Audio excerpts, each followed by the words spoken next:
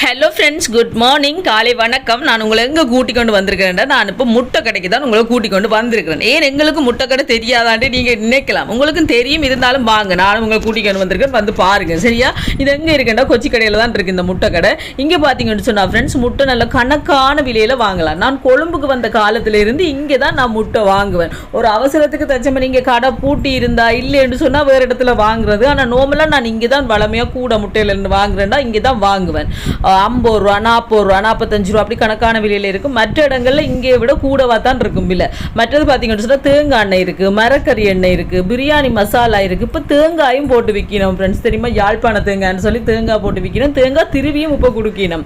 அந்த அங்கிள் அப்படியே வந்து எங்கள் மகனுக்கு ஒரு ஹாய் சொல்கிறார். அப்போ நாங்களும் ஹாய் சொல்லிட்டு முட்டையை வாங்கி கொண்டு வந்தாச்சு ஃப்ரெண்ட்ஸ். நீங்களும் போய் வாங்குங்க. சரியா? நல்ல மலிவான விலையில் இருக்குது. ஓகே ஃப்ரெண்ட்ஸ், இந்த வீடியோ பிடிச்சிருந்தா மறக்காம சேனலை சப்ஸ்கிரைப் பண்ணுங்கள். இன்னொரு வீடியோவில் பார்க்கலாம். பை, டிட்டா.